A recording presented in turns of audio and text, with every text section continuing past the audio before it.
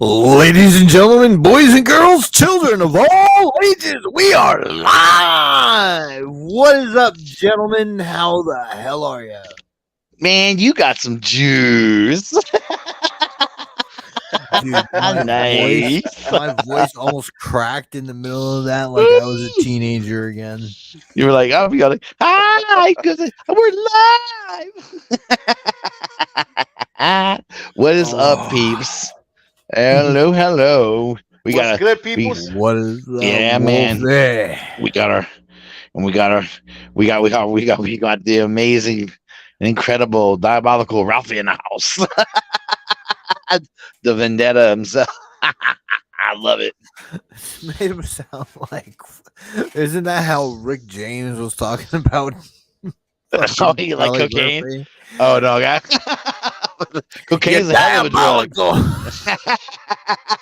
I love that word though. I've always loved the word diabolical, dude. Always. I remember I heard it like I think I heard it on like some cartoon back when I was a kid for the first time. And ever since then, it's like if you're a real evil motherfucker, diabolical's got to be used to describe you, man. You know? I'll never forget the first time I ever heard that word. It was Wheeljack in the G1 Transformers season, where they were talking up some plan, and you just hear them go diabolical. I was like, what a word! That's a great word. And who says we didn't learn? Look at all the vocabulary we learned from fucking Transformers. God damn, man. Educational television at its finest, buddy. Hell yeah. If he said shit, if Sam is in here, that means he's making babies. You know what? We all love Sam. I ain't saying nothing, but probably right. I'm just saying. Keep his hands off. Sam gotta find that store face, man. Just keeps coming to his house. He keeps coming. He's a punch that fucker in the nose. Shoot that stork in the face, dog. Yeah, right. Strangle him. Yeah, get yourself something and get rid of that thing. Wring its scrawny little neck. Shit. You're a wrestler. You know what a front face lock is. Absolutely. Grab it, bitch. Front face lock. DDT. Good night. And then discus throw that fucking sack right away. Oh my god. I am wondering if this is going to be their last one or if they're going to have another one. Oh god, can you imagine that? Yo, my guy. Yeah, God bless them. I got two. And then let me say, you got two. Could you imagine having four? Oh my god. Nah, bro, hell no. That's way too much crying. Yeah, dude, this one is 14 and starting to buck up to me like he wants some, and it's that's a good. Now, could you imagine having another little boy, right by like a few years behind him that you know is gonna be at that age? It'd be worse because I'd have to slap Cal to make it a fucking example for the young one coming up. But even if you set the example, they're still gonna bug up to you, dude, no matter what. Oh my god. Yo, Anna one is 6 kids. You know that? Anna one is 6 kids. I was like, hell no. I said we gotta work on it. We gotta talk about that. That's what I thought, dude. Hell no. She did. She wanted a whole bunch of children, boy. I was like, oh. Dude, and I ain't want no kids. I was always like, I want a big family. I want a family. Oh, see, so you wanted a huge family. Yeah. You know what Kay said to you? I want a family I can take to a ranch and run it. Kay said you ain't damaged. Kay said you ain't damaging me like that. I don't think so. Kate just said, okay. Why don't we just take it one at a time, honey? And I was like, yeah, then you know what I want? I really want a starting 5 and then a 6th man. Like, oh, okay, yeah, I'm sure you do. Okay, let's just take it one at a time. Yeah. Anna wanted a whole big brood, and all I kept saying was, I told her, I said, we're gonna have to negotiate that out. Here's a fun fact that my son just figured out this year. Oh, May is 9 months away from August. What? Masterpiece Shitpiece's birthday is August 14th. No way, for real?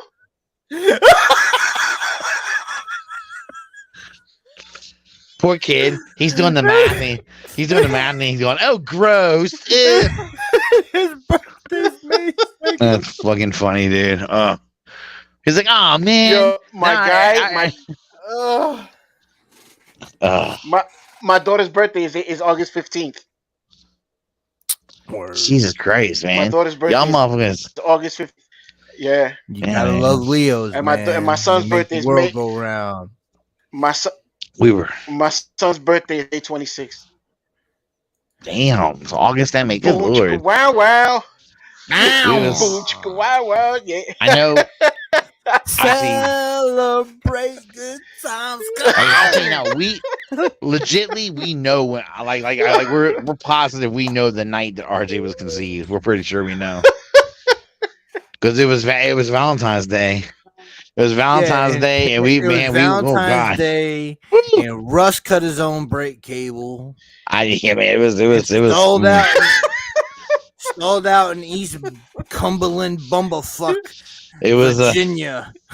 it was a steady as she goes kind of night, man. It was a dark and stormy night. I think Don't lie. I think Anna at one point was like, "Yo, leave me the fuck alone. Don't touch me no more." But sure enough, about 9 months to the day, RJ was born. Russ, stop taking them pills. Yo, get out of here, Them little man. blue ones. I don't take no blue pills, man. Shit. I will smack that motherfucker silly to get that right. The windows of that Wait, Bronco wake were up, steamed up, and it was all just because of Russ. Yeah, the really bad thing is the cop knocks on a window. What's going on there? Another officer, are you by yourself? Yes, sir.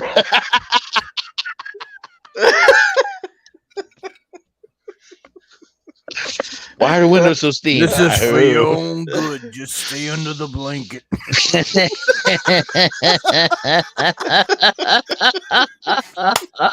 How do you fucking do that in a fucking Macho Man voice, by the way? You know that?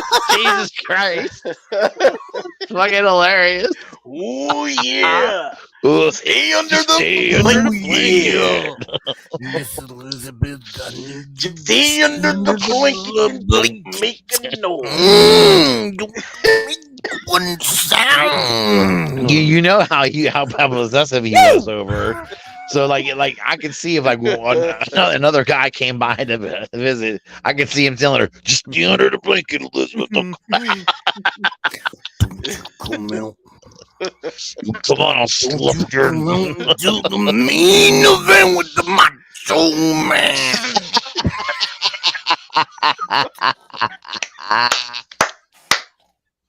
Oh my god, it's fucking great. Oh shit. Oh, Why are your windows so man. steamy, sir? That's the madness. The madness is inside of the vehicle right now. I'm a friend of Rick James. Have you heard what he said? He's a hell of a drug, baby.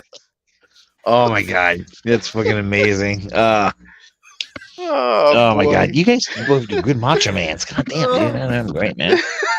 I like it. Yeah. Oh God. That's Yo, since hilarious, dude. Since we're on the subject of racing, of wrestling, I came I came to the realization this week that I still have a tremendous crush on Lacey Von Erich. Really? What is she? Where is she now? Yeah. Is she still wrestling? Where is she wrestling at? Yeah, she has a podcast. She has a podcast where she focuses Oh, she's doing like a a lot of podcast. Okay. female wrestler. Yeah. Oh, cool. All She right. puts like a lot of she's like the wife and mommy, she's calmed down a lot. Well, I remember when she was in TNA, and she briefly joined up with the Beautiful People. And man, I was like, holy shit. I was like, wow, one beautiful young lady, man. Whoa. And I remember when I, some it was years shocking. back. She was on Family Feud. Was it Family Feud? Where Might have been, yeah. the male TNA wrestlers, Hmm. male TNA wrestlers against the female TNA wrestlers. Yeah. Bruh, I don't know what it was. I don't know what it was. I just saw that smile and I was just like, oh, It's my insane, heart just. dude. It's insane. Yeah. Yo, You should have his heart and win your hand. Live with that.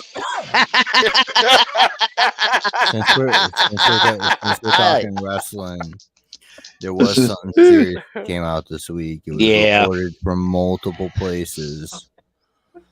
Yeah, unfortunately. There's three serious things in wrestling. Yeah. Well, one, Randy Orton has been told by his doctor not to. I heard that. Yeah, that's rough, dude. That sucks. Yeah. He's you know what it is. He's the guy that I was hoping would go out on his own terms. You know, and I never wanted to. I never want to see any of these guys are forced to quit, right, or or not perform. But he's, to me, I mean, you think about how long he's been doing it. I mean, most of us watched him from the very beginning. Yeah, we saw him when he first came in. I mean, he was so talented right away. It was insane how good he was. I mean, I don't know, man. He's just always been, and I really been one of my favorites, man. Me too. And I It's wanted, one of those, yeah. It's one of those stories where he almost immediately was like a home name. Like he just automatically, the minute he came out, he was one of the bigs. Yep. And as the years went on, people are like, "Who the hell was Ace Cowboy Bob?" Yeah. Who the hell was his dad? Because he eclipsed, and that's what you want to see. You want to see your son do better than you. Yeah. And he's one of those stories where he eclipsed, like, told who the heck was Bob Orton? I don't remember him. This kid has taken the Orton name and just he's on a pedestal, and then to get taken out. Cowboy Bob Orton was in WrestleMania too. Don't you disrespect. I definitely would say that I think of the. I mean, he's third generation, right? Because his grandfather was a wrestler too. Yeah. So he's Cowboy Bob Orton had the gimmick. Yeah, he's definitely the most successful, I would think, in his family. I mean, but the cast. He wore the cowboy. That's right. I remember that. He had the cast. I remember the cast. Yep, that was great. What a I just looked and I remember he would hang out. Who's the one-hit knockout? He was hanging out with Roddy Piper for a while there. Like he was like Piper's muscle and shit. I believe they beat the living hell out of Mr. T. Indeed. Oh yeah. And then we had the other big story, unfortunately, was that we lost a legend. And tempting, but there's only so much liquid in the house that I can drink to keep my throat not being chopped liver doing that. Yeah, you gotta be careful with that. Yeah, superstar Billy Graham passed, like you were saying, man. Yeah, and I had heard that he'd been having a tough time, and as of late, a while. It's been a while, and he was having issues with Oregon. I know he had kidney problems big time too at one point. And there were wrestlers that were like getting tested to donate a kidney for him and shit like that. And it was pretty wild. A lot of guys coming out of the woodwork to try to help him out. And I know him and Ric Flair stayed in touch over the years. So Flair and him were pretty close. And it sucks, man, because he was just he's one of the legends in the business. Go back and find out about his like superstar Billy Graham days. Yeah. Because like when I was coming up, he was the Karate Man Billy Graham. That's right. Yeah, I remember the Karate Man gimmick. I remember that. Yeah. Hell yeah. Yeah. He was. And Billy Graham was always ripped. Yeah. Yeah, there was only one time when I saw him, and I was like, he looked like he still looked ripped to me. He still looked huge and was ripped pretty bad, but he didn't. He looked a little like he wasn't as cut as he normally would be. But I think it was later, but it was later in his career, when he was the motherfucker was always a big guy. You could argue that he was the one who was the blueprint for that Hogan. for Hogan, and not in Hogan and like that Yeah. big blonde Adonis kind of wrestler, that Vince McMahon loved.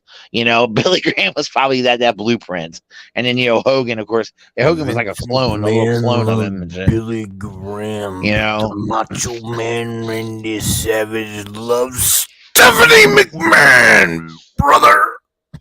Yeah, that's what I heard. I heard he loved her a lot. I'm saying those are rumors, innuendo. Allegedly, brother. He was actually like in his superstar days. He was.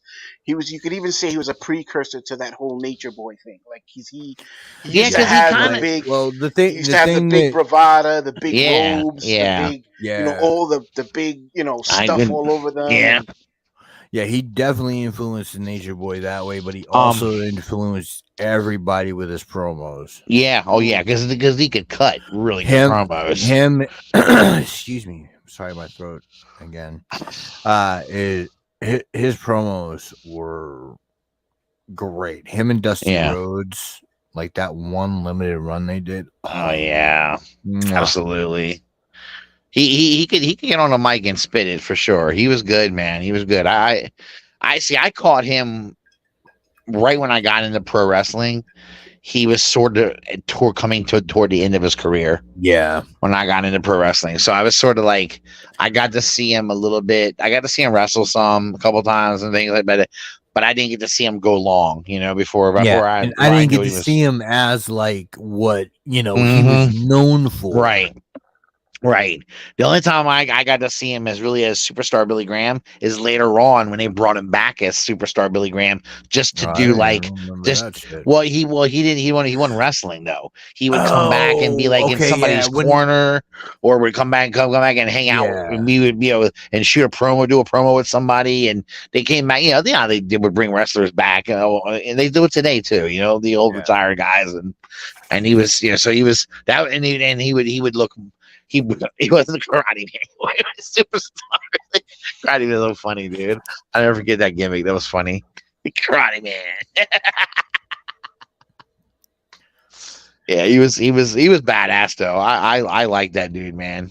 He would wear these sunglasses that were cool as shit. Yeah, I remember. I remember when I first saw him with like the fucking dyed fucking Fu Manchu. Yeah, absolutely. Hogan's like for the fucking NWO look, and I was like, that was Billy Graham first. Yeah, Billy Graham was. Yeah, he influenced a lot of guys that came after him for sure. You have to think about it, like even with that Karate Man gimmick, like there were like most of the Karate Man gimmicks before then WWE were by Asian gentlemen. Yes, they were very much so. You're right. He was the one that made it okay for somebody who's not Asian to be a Karate Man in pro wrestling. So guys like Steve Blackman could get away with that. Get away with being a white Anglo-Saxon guy and not being Asian. Oh man, I know, right? But not so bad as the other two. Yeah. Fucking Liv Morgan is hurt. She's gonna miss some serious time. The titles. Right, but now apparently what they're doing is they're gonna have Raquel put her with a new partner and throw her into the mix for the tag belts again. My take on it is, why can't she just find a partner to defend the belts with her? Why you gonna take them? I know we need us a championship tournament. Let's do it. So here we go. What's best for business, baby. Of course. But you know who's gonna who's gonna win those belts there, right? I think they better win them. I want to see Ronda Rousey and Shayna Baszler get them. That's what I Oh my want. god, I love them together. Ronda is such a bitch, and I love it. She's great, dude. And Shayna's perfect. Shayna's like her weapon. It's like she unleashes Shayna, and Shayna just fucks people up, and then Ronda will come over and just twist her arm up like a pretzel. It's great, man. I love it. I'm gonna bring you behind the curtain a little bit here, brother. But one of the reasons why I really like Shayna Baszler is because you get to see her real personality on her YouTube channel. Yes, I've seen it. Yep. Where she's super chill, does a lot of jujitsu stuff, which I enjoy. And then like you get to see her as a like fucking ass kicker in fucking WWE. So it's kind of like, you know, fucking cool. Yeah, she's awesome. She's awesome. She does. I like it. She does a lot of demonstrations on her YouTube channel of holds and things like that, and how they really work and shit. It's pretty badass. No, I wanted those two to be to them to put them together since Ronda Rousey first came in. Like I wanted them to bring Shayna Baszler up from NXT, bam, put it together, hook it up right away, right? Hell, remember they had Jessamine Dukes down there too at the time, and who's the other chick they had? I can't remember the other MMA girl they had down there too. But I mean, I wish I wanted them to bring all of them up, and I wanted them to do that group. You know, I'd have been badass. You know, I don't know, man. Like, just not that big a fan of WWE's brand of women's wrestling. Well, I gotta agree with that. I think it's because I think they're still too. I really believe they are still too much into the glamour thing. Yeah. And I'm no, I'm wrong. I'm not trying to say that their women can't work. They can. They have gotten way better. I'm not saying that TNA's women's division is that great either. Well, it is and it isn't. Or AEW's. What I would say about the TNA women's division, I do think out of the three that TNA is the best written of probably good stories and everything. Yeah, but I would argue that they have really good in-ring talent though too. Than TNA too. Yeah, a lot of them are young. A lot of them just are inexperienced and haven't done it on much of a big stage. It's a good launching point. Well, of course, now they got Naomi down there now, so which she just had star power, you know, to their women's division. My favorites were Sue Young and fucking Rosemary. Oh man, it was Sue Young, great.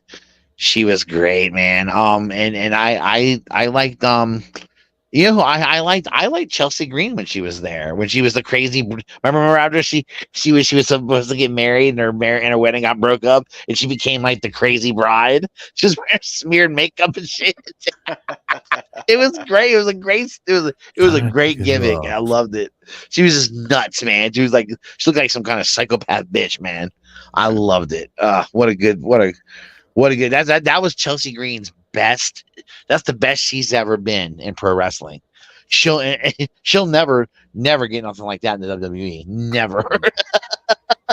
I think there's also a just a fact of the influences, right? Because TNA is run by the old school. I guess you could put the quotes around, and WWE is all new school cats, and it's just a different kind of ingredient. Like, it's just, to me, the TNA women's division, I would watch that. The WWE, it's there, but it's just like, come on. You know what though? I would say though that there's a difference between the WWE, because you have a SmackDown women's roster and you have the Raw women's roster, but those two are what they are. But the best women's wrestling in WWE is in NXT. That's where they're more pure. They're more, the ring work is. I refuse to watch NXT. Well, why do you hate on it? Why do you hate NXT? I don't hate NXT. Well, why do you I want to watch it? refuse to watch it because I don't want to see what is that good that they taint by bringing up to the main roster. Oh yeah, that's a good reason not to watch. I agree because they ruin almost everybody they bring up. The successes that they've had are only because the talent was so good it overcame stupid writing. I don't know why, stupid but booking. NXT 2 also feels almost like an impenetrable brand. And that's probably the wrong word, but what I mean by that is that as a new person coming into it, Yeah, I feel that even after NXT, especially actually after NXT 2.0, trying to get into NXT is a lot more difficult than it is any other program. Well, they are a lot more pickier now. That's true. But they just sent a whole. I mean, they just sent a lot of people up. Because they did their stupid draft recently, right? So they sent a lot of they sent a lot of their female roster up. A lot of up. So it's like, okay, now we're gonna have then now they're gonna have to bring up some new women that are coming in. I guess they're gonna be starting to take some other spots. So, but it is they're pretty picky about, I think, who they bring in. They are. I mean, but at the same time, I don't know how big. Sometimes I wonder how big they really are because. Oh no! If you're, what I mean is like it's hard for me as a fan to get into NXT. Oh, you mean it's hard for you to? I get it. I got you. Okay. Yeah. Okay, I see what you're saying. That's how I am with TNA. I have a hard time staying in TNA and watching it anymore. I used to like it a lot back in the day. I loved it when they had the beautiful people and all this shit. And they were great. And then they had, I mean, they had all these crazy wrestlers I never heard of down there. I loved it. Yeah, Decay was a good time. Yeah. But then they now actually my favorite wrestling now is AEW. So yeah, that's what I've been into now. So and their women's division is I'm getting into it. I'm getting into it, but I feel like it's kind of locked around like 5 women right now. Yeah, if you got Paige and her group, or I call her Paige, Soraya. The Outcasts, right? In their group, and that's a cool little faction. I like it. I think it's cool, but I feel like it's over. I feel like they're starting to get stale a little bit because they're doing the same shit every week, And then you got Britt Baker and Jamie Hayter, fighting against them with nobody else, and they just got that girl this week. Yeah. What's her name? The the Tony Storm. No, not Tony. Tony Storm's with the Outcast. What's her name? The Japanese wrestler. Oh, what's her name? I can't remember her name, but I don't know if she's going to be fighting with him or not. But she had a match with him. I know that, but I don't know if she's going to be in on the feud or not. But it's that women's division is centered around that though, and I mean they had a really good match with Anna Jay. Who I love Anna Jay. She's a badass dude. And the God, who's the other? What's the other chick? The chick that's with damn it, what's his name? Fuck, Aleister Black, but he's now different. Then you hear his wrestling, his little group, the House of Black. The House of Black. I can't remember the chick that's with them. They had her and Anna Jay had a really, really good match though, man. It was badass. And I'm like, damn, dude, make sure you're giving them some time, man. That's good, But it's hard to get into any of it right now, too. Well, the one thing I think AEW lacks to me is long-term writing. Like I feel like they start storylines and they either end them really quick and abruptly, or they just don't even end them. They just kind of go away. You're like, what the fuck? I thought those two were in a rivalry. We're in some kind of heated match. All of a sudden, they don't see him in the ring anymore. And the whole CM Punk thing was a momentum ender. It was. It sucks. And now he's supposed to come back, and I'm supposed to care. he's under contract now, still with them, right? So Yeah, they're trying to bring him back. They're supposed to be like centering this whole Saturday show on him. Around him. Yeah. Well, that's pretty bad that you got to create a whole new fucking show to put CM Punk on because you got to keep him away from these other guys. I don't even understand that. And I wonder what how the fans are going to handle this. I wonder the wrestling fans are going to light his ass up, dude. That's what I'm wondering. It's not like he cares. He's such a well, I don't know, dude. To me, I wish I could say it's all about money, but I don't even know if it is all about money with him. I really don't. I don't think it is. He just is like, I mean, I don't know. I think he wants to be famous. He wants to be known for being he has that ego of that, right? But then at the same time, all of a sudden he'll just get sick of it and fuck it, I'm tired of doing it now. He wants to be Bret Hart, weird. but a movie star. Yeah, there you go. I mean, but it's like, come on, dude, you're not that talented. Yeah. And it is a fucking disrespect anytime he puts out a fucking piece of clothing or refers to himself as the best in the world anymore. Well, is it disrespectful because he's definitely not anymore? Yeah. Okay. All right. Because I was hoping that's what you were going with. Because I'm like, I haven't thought of. No, it's disrespectful for him to call himself the best in the world. Because if he ever was, yeah, for whatever short amount of period there was. Yeah. There was the period of time. Maybe 3 months. Where you might have been able to have an argument that he was the best pro wrestler in the world. He had a 3-month run. But it didn't last long. And, I just feel like there was other guys that were stepping it up right along the same time he was. He also got an outstanding push.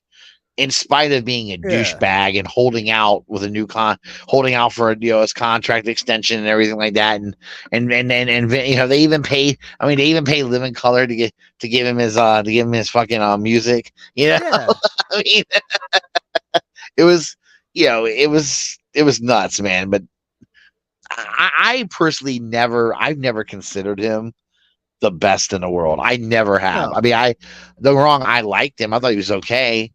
But his shit wore out fast with me, though. That whole fighting against the man, all that stuff, and being, it got old after a while because it wasn't. Remember when Stone Cold Steve Austin did it? It was different. He was beating the man's ass.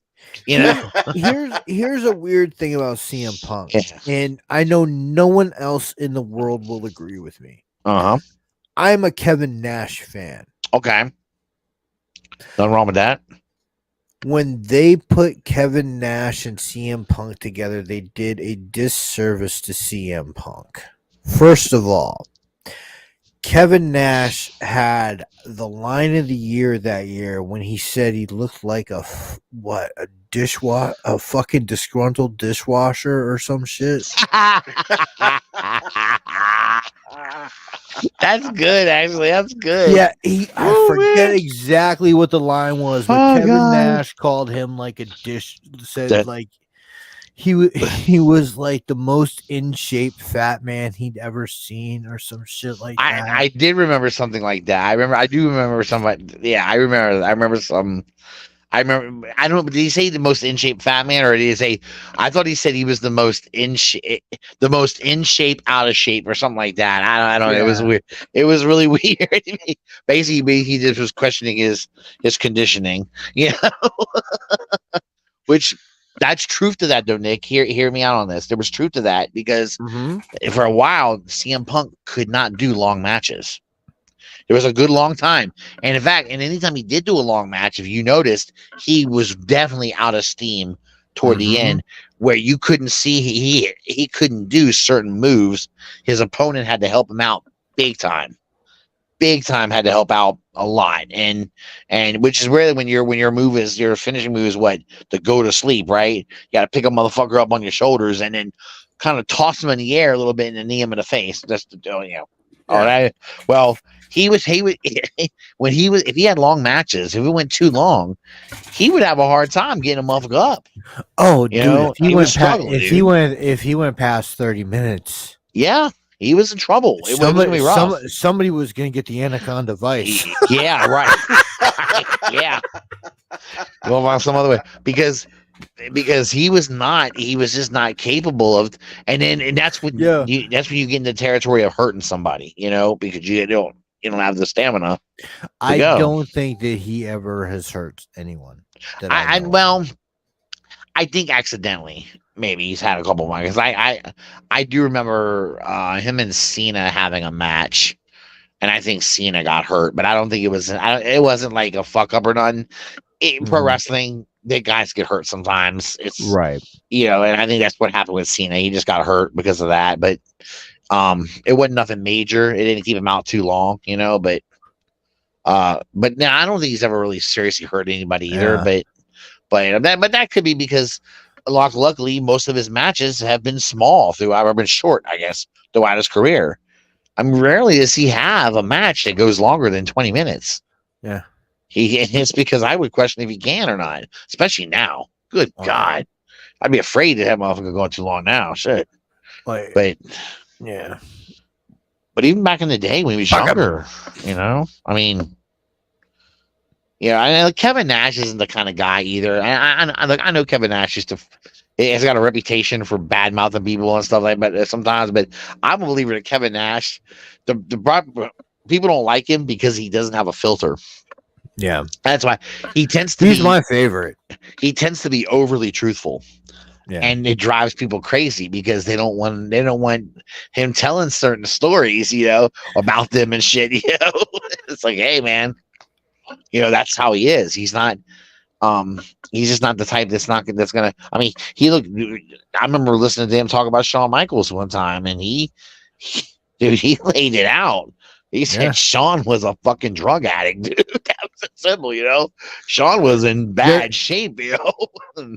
They're like best friends, but he doesn't fucking lie about He doesn't. Shit. No, he just doesn't. And you know, I mean, if Shawn heard him say that now, you know, Shawn would say, yeah, I was, because he knew he was in bad shape back then. Well, you know what he started doing in interviews, Kevin Nash. But instead of referring to Shawn by name, he would say, "Our brother who has found Christ."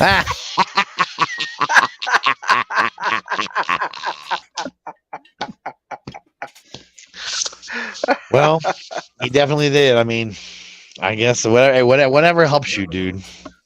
He my biggest gripe with CM Punk, my biggest gripe with him was like oh no, terrible time to freeze. Poor Ralphie, bro. Oh, Ralphie, no. Ralphie froze on us. Oh no. But yeah, come on, man. I wanted to hear what he had to say too. Damn, I'm disappointed. Shit. You're coming back. All right. You're gonna have to repeat that again. The biggest thing about CM Punk was the biggest thing. My biggest gripe with him was that he demanded his stardom. Right. He had them. He had them create his whole bravado. And you know, you mentioned Kevin Nash. Kevin Nash created his own character. Kevin Nash is his own guy. You know, you can't make another one. You know, he had his following, right? Hulk Hogan had his following. All these guys created their own, you know, their own bravado, to say, because I don't have a better word. And then this guy here just bitched and moaned and complained, and he was just a jackass until they made him famous.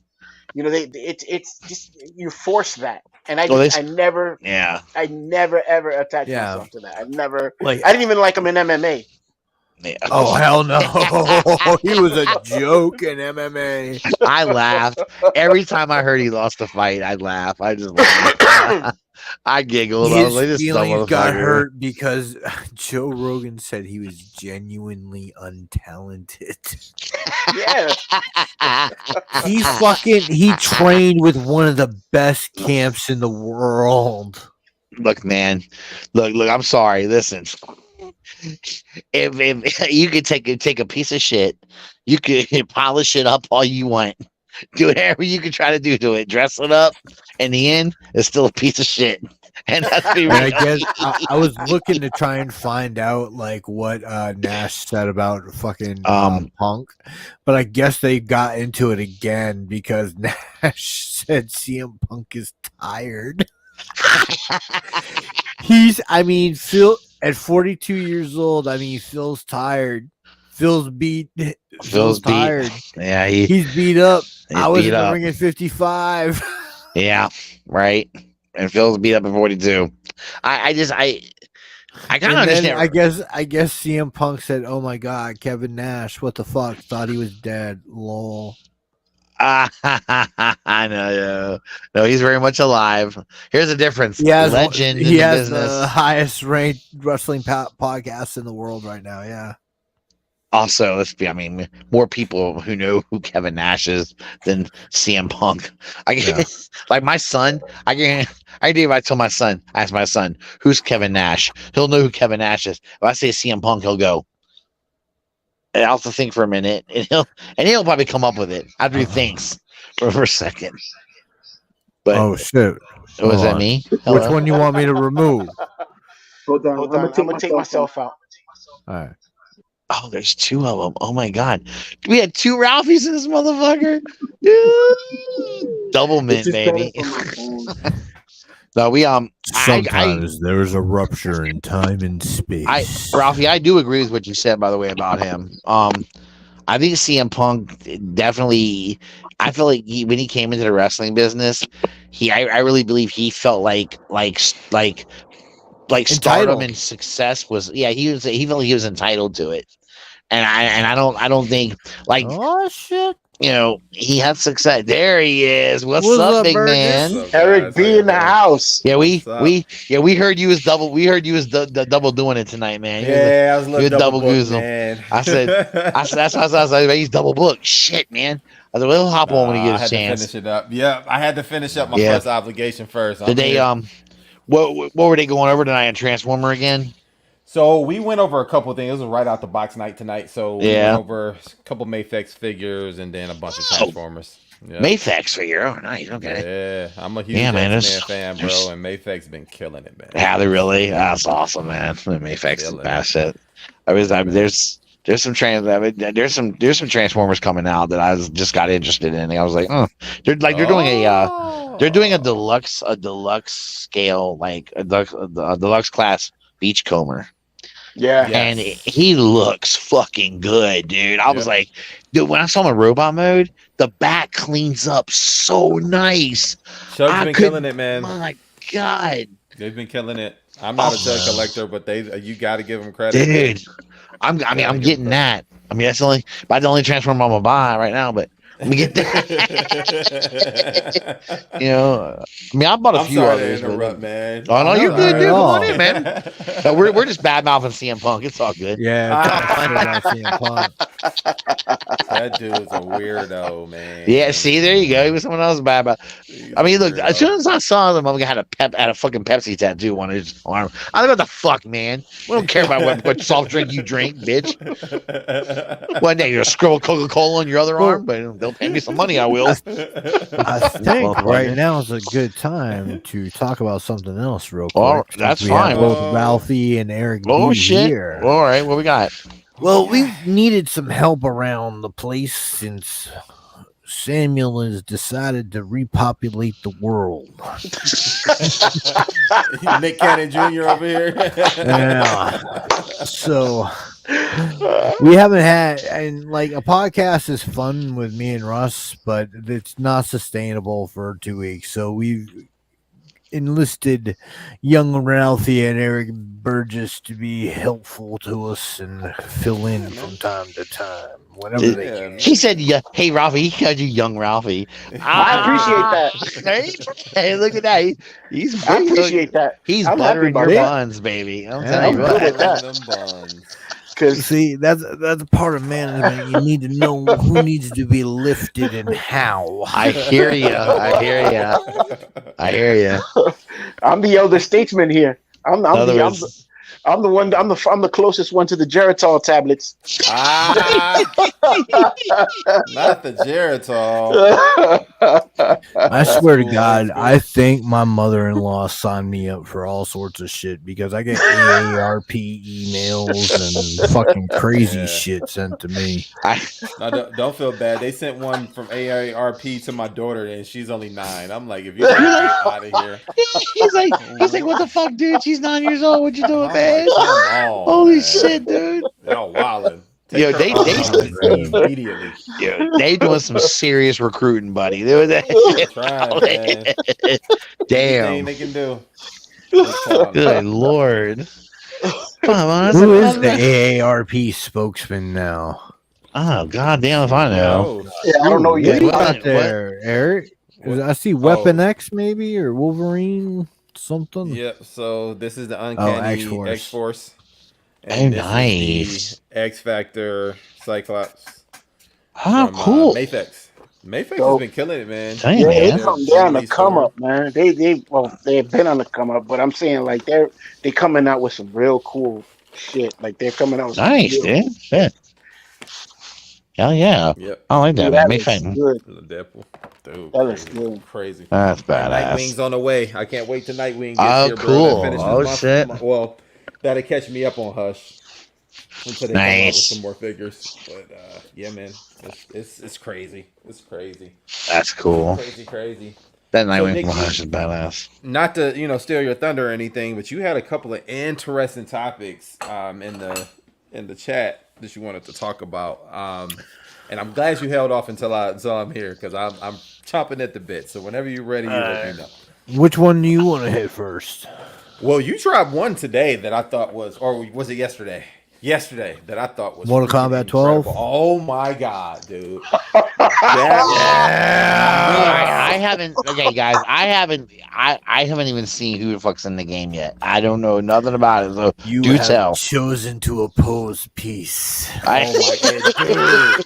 When he did that, and I was like, oh, this Liu Kang I like. Liu Kang, really? Oh man, are they making him a badass? Oh wow, dude! I dropped it in the chat, Russ. I didn't watch it. I'm sorry, dude. It's the announcement trailer. It is so good. Dude, I'm gonna have to check it out. I'm gonna. So ever since they did like the first reboot, right, when they went back to like Mortal Kombat 9 and started from there, that's when this series started, and it's been incredible. The story's been great.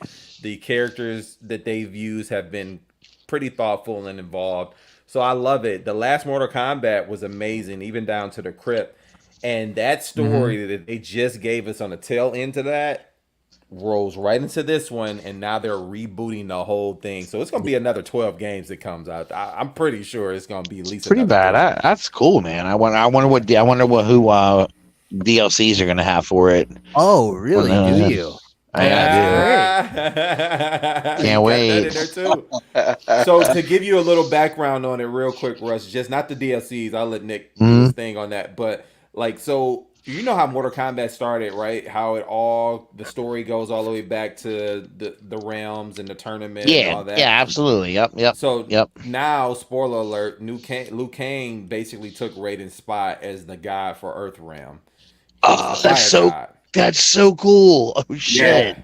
And he had one of the best redemption stories I've seen in a video game in a long time. Oh, badass. So now that he took it over, he was able to basically remold and reboot the entire universe back to the beginning. So now Sub-Zero and Scorpion are no longer bitter enemies. They're cool. And then you got Katana. Her story's a little different as to not how that happens. So all that happens, but Shang Tsung looked like he's about to try to mess all that up, and he ain't having it. Liu Kang is not having it. So it's gonna be gold. It's gonna be. You gotta watch the video. I think you're gonna love it. Oh man, I definitely gotta check it out. I'm assuming Shao Kahn's gonna be in it again too, so he'll be around. I don't know. No, he's done. I think he's. Is he really?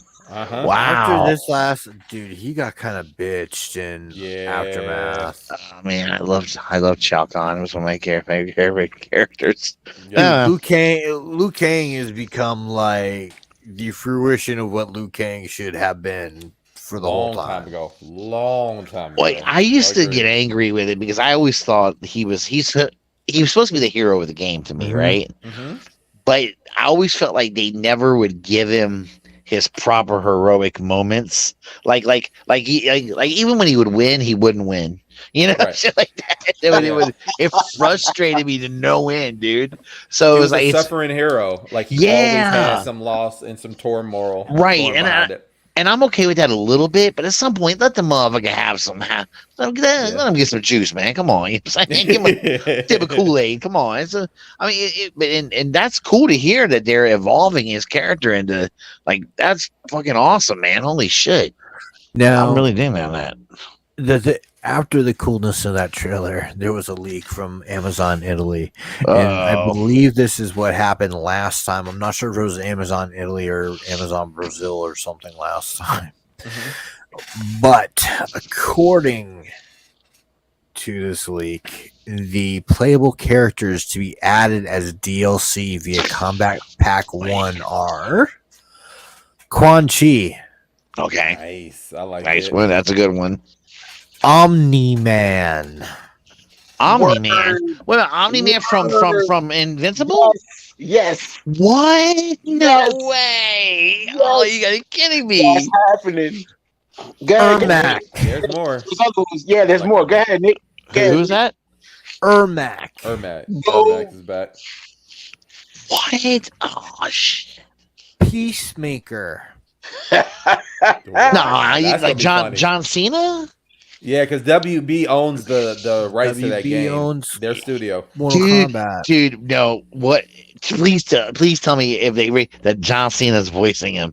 Please. I believe he would, man. They got Sylvester Stallone back to do Rambo last game. Oh, that's so cool, dude. And Schwarzenegger did Terminator. Hell yeah. He picked the voice actor though. Oh, did he? He was super darn close, man. He did. It was real close because like Schwarzenegger's got something weird going on with his voice. Oh, okay. Takeda. Like which out of the Combat Kids, he's my favorite. Not bad. Like that's a good one to have. Yeah, Scorpion Key is raised by Kenji. Kenji's kid is raised by Scorpion. By Scorpion. Yeah. And the last one for the DLC characters supposedly is Homelander. Yeah, I want to see him and Omni-Man go head up. Get the fuck out of here. Now here's the weird thing. They say the 5 cameo characters. Okay. Now I don't know what the fuck this is. Are Tremor, Johnny Cage. Okay.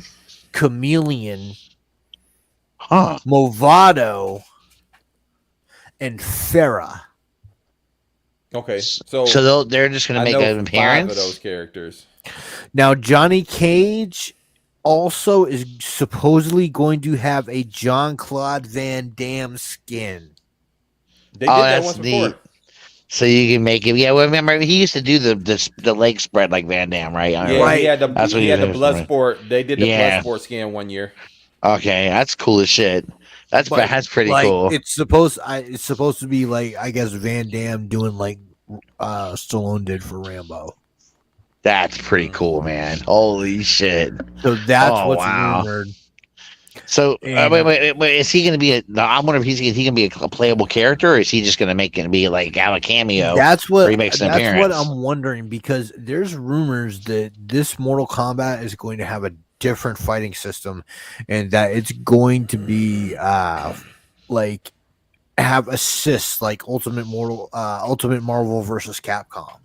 Oh, nice! I dig that. So they did that in Mortal Kombat 9, I want to say it was. Yeah, you can do that. You can do the assist, especially if you had Smoke and Noob Saibot, because that was a part of their whole thing. Noob Smoke. Yep, Noob Smoke. Yeah. That is so fucking cool. Holy shit. I can't wait, man. Like the video, the trailer is beautiful. It looks amazing. I wanted to watch that. I gotta go check it out. And like the way that it flows just from the ending of Mortal Kombat 11, like the end DLC, like you're coming straight from Chronica's Hourglass, Right. where he sent fucking this. I don't think this is our Kung Lao. I don't think so either. I think it's in this trailer. I think that's it the great Kung Lao. Yeah, I think this is the OG. I think this is the OG Kung Lao. And I think the telltale is on the hat in the video. There's no metal. Yeah, it was all spiked. It was crazy. Like it had like little teeth almost as the blade. But yeah, I agree with you, man. Well, and then that's got to be young Raiden.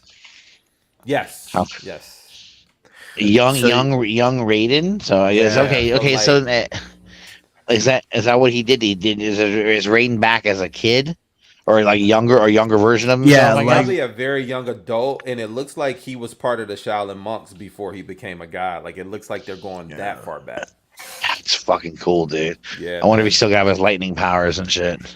So he lost all that. I don't want to give too much of the game away. Well, no, okay, so if he lost all that, then I always thought Raiden was a badass fighter anyway, without his abilities. But Jesus Christ, that's going to be interesting. Yeah, Raiden was definitely my favorite character in that game. The original Mortal Kombat. I loved playing with him. This probably one of the most. This crapped all over the Street Fighter release that drops in June. This just blew it all out the water. People have been waiting on that game forever. Yeah, me and my little brother used to have the biggest debates about that. He was a Street Fighter guy. I was a Mortal Kombat guy. He would swear up and down the Street Fighter is way better than Mortal Kombat and kills Mortal Kombat. And I would tell him he's out of his fucking mind. Well, I don't think I can't help I it. haven't enjoyed 4 or 5 for Street Fighter. I honestly 4 and 5. I don't know. It's been a while since I've found a Street Fighter that I've liked. I'm serious. I played it. It was okay somewhat. I mean, I liked Vega. I thought he was kind of cool. Yeah, Vega. Just like he's like Wolverine, reminded me of Wolverine, But I never got the enjoyment playing that I did Mortal Kombat. I felt like Mortal Kombat had like a really good story, a much better and more followable story. It's more immersive. It is more immersive, exactly. For being Street a Fighter fighting was always game, all over the place. Like they started out with the Street Fighter 1, the original Street Fighter back in the day. Then you find out Street Fighter 2 is there, and then it's like, okay, but Alpha is before all of those, and then it jumps in because 4 and 5 technically happened before Street Fighter 2. It's just like it's nuts. It's all over the place. Yeah. It's hard to get into it. I enjoyed them as fighting games, but they were all over the place. Yeah, I was always in the arcade when 2 was popular. Street Fighter 2 is probably the best one. I think. I think, but Alpha 3 is the best one of all. I don't think I ever played Alpha 3. I don't think I played. Oh my god! I like third. I like Third Strike. Third Strike was good, but Alpha 3 had every single Street Fighter character ever made. Oh, did it really? Final Fight characters. That's badass. Rose and like all of those. Yeah. It took you way back. Like it was dope. Akuma was on there. And then if you had it for the PlayStation, you can play the War Tour mode where you can build up your character and train them up and stuff. Like that stuff was crazy. It was so fun. That's fun. Yeah. That's cool shit. It's pretty slick. God damn it, Russ! Don't you start doing that shit. I know, man, dude. It's crazy. I've been get off here and go take you a goddamn shot. I've been going. My dumb ass got up at like a little after 7 this morning. I'm like, what the fuck am I up so early for? I'm shit. I tried to go back to sleep. I couldn't. Yeah, it's been me this whole. So I just said, fuck it. I got up and went and do my running around and shit. But as a casual kind of gamer, I guess you could say. Mm-hmm. To me, Mortal Kombat is the like the NFL, and Street Fighter is like college football. Because to me, Street Fighter and like Tekken are kind of like on the same level. Oh no, I will fight you, Ralphie. Yeah, man, I'm a You ever Tekken guy. disrespect I'm a Tekken Tekken like guy that? too. I really like Man, Tekken. it takes skill to play Tekken. It doesn't take much skill to play Street Fighter, in my opinion. Well, no, okay, no, there's legitimacy to that because I could argue you can button mash, you can button smash in Street Fighter and pull off some wins. Yep. Tekken, you really do need to do a lot of combos and shit. You really need to know you need to know what the fuck you're doing. Yeah, I think you gotta do. string some stuff together. Yeah, you do. It takes practice. That was shown a couple months back too. Was Tekken 8. Yeah, no, I can't wait, bro. That's gotta be awesome, dude. Tekken was a fun game. I loved that. I had Tekken Tag back in the day. I liked playing that. That was cool as shit. Tag too. It was that was so much fun, dude. I loved it. It was a cool game, man. And that was another one my little brother would give me shit about. I have to admit, I'm an asshole. I'm an Eddie Gordo player. Oh, so you butt mash. Eddie Gordo. I know exactly what I'm doing with Eddie Gordo. Yeah, I don't button mash, man. You put Eddie Gordo in a room with me, I would make you quit. I'm telling you, Gordo. I will make that. See, Tekken's my game. Like, I love Street Fighter. I love Mortal Kombat. But Tekken, it's Tekken the one you really got good at. That's the one. That's the one.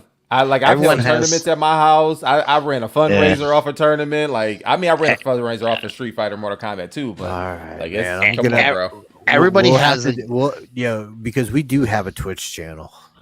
I send the everybody. Everybody has sometime. Everybody has a game though that one game that they learn spend some time on. You know what I'm saying? Developing. We'll do it, Eric, and let assholes comment and shit. I'm with it. That'll be fun. I'm with it. Send the link. We'll have to do it. I'll fire up my PlayStation 4 for that. Oh god. I'm gonna be honest with you. I can't play fucking Soul Calibur or Tekken anymore. So I'm gonna have to fucking practice. Soul Calibur is you have to really practice to be good at Soul Calibur because it's 4 buttons. Yeah, you do. You do, but I've also watched a lot. I remember when I would play in the arcades. Arcade where I would watch that ring out. you would see people just jacking buttons up. Then I know what the fuck they're pushing, man. Yeah. And they're just like swinging wild on you and shit. And then that can get you so far, but then after a while you get your ass kicked. Yeah, you play somebody with some skill. That's a wrap. Right. That's a wrap. Right. That's how I feel about Tekken. Yeah. I was messing with Nick, and I'm sure the people out there watching knows. But Eddie Gordo was an easy person for a lot of people to pick up because his kick chains were super easy to do, but you play against somebody with some skill, they're gonna know how to call. Yeah. I mean, a wrap. Eddie Gordo is funny. Poison spit, boy. Yeah, Or his Eddie's satellite combo was my opener and a lot of times my finisher. So I can play with almost every character on Tekken. That's how much I enjoyed that game back in the day. But I was a jackass in the first Tekken tag, when nobody knew what to play. I never used the guy. Oh yeah, I'll take Eddie and Harong. Hot foot special, man. Hot foot special. What's the name of the dude? I never used him. I would always fight him, and I never used him. Was the guy with the tiger head? Oh, King, that's my guy. King, yeah. I never used him, but I know people would use him. Player too, and he was like a pro wrestler kind of right? And if I catch you in one freaking grab and you don't know how to get out of that one, it's over. You're Dunsky, right? It's over. I'm putting 10 of them together, and it's over. He was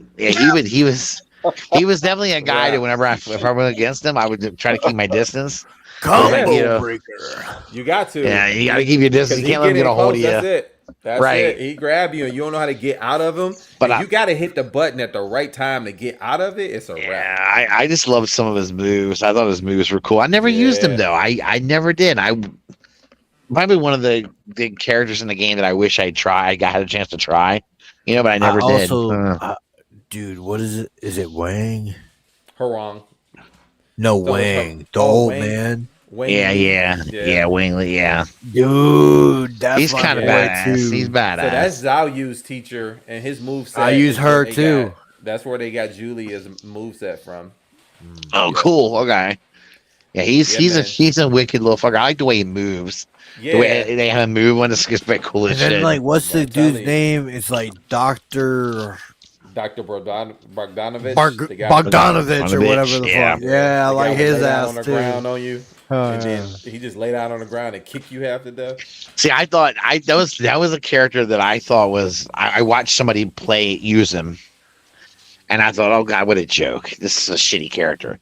And then I went up against somebody who used him, and I got my ass kicked. I was like, what?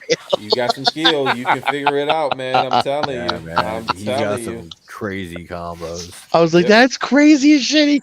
He fucked me up. I can't believe that. He's the one that made that girl with the chainsaw. Yeah, Panda and Kuma. Yeah. Lily, is that her name? Panda. That one just hit me right here. That one just hit me right here. I remember. Panda?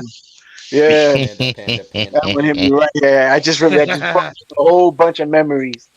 There was this arcade. There was this arcade right near my house, and when I lived in the hood, and man, let me tell you something. The crowds in there to play Tekken. Yeah, I bet. You gotta put your quarter on the box on the cabinet. Yep. Put your quarter up there. Oh hell yeah! And I'm over here thinking I was a badass, right? Because I never took Tekken seriously. I never did. I was more of a Mortal Kombat guy. And I walked in there and I was like, let me show these kids how to play. So I put my quarter up on the side of the game, and I waited for my turn. And I went in there and I was like, "Yeah, watch this." The dude I was playing against had Panda, bruh. You want to talk about that entire fight lasted all rounds. Probably lasted about a minute and a half. Dude, he so Panda has some of the most of their attacks are like power attacks, and then they get on you, and that's it. It's a wrap. They get you. That's wild, dude. Snuff me. That's cool. Snuff me. I was like, get down in the bear crouch, bite you up. Yep. They get in the bear crouch and lunge at you like it's. Oh yeah. It's crazy. Snuff me. Dude, I even like the fucking Velociraptor and the other one. Oh yeah, the kangaroo. Joey, the kangaroo was Joey, and I forget what the Alex. That was it with the boxing gloves. But I used to play that game so much, dude. Like I had the strategy guide. Like I was learning the. Oh wow, cool. Now they'll teach you the combos in game, but before they wouldn't. Like they wouldn't give you a demo or nothing, so you can get the timing down. Right. That's cool, actually. That game, I forgot all about that one. Sometimes forget it because it's always Mortal Kombat and Street Fighter, and then you forget Tekken was fucking amazing, dude. Oh god. So I don't know. That's cool. Now, were any of you guys Neo Geo players? I never played Neo Geo. I never played. No, I never played it. Samurai Showdown was my. I love it. Now, I never played it on Neo Geo. I played that on Sega Genesis. See, I liked it in the arcade on the Neo Geo. Nice. Yeah, that's true. Rich for my blood. I did do rich for my blood. Nick had bread out here.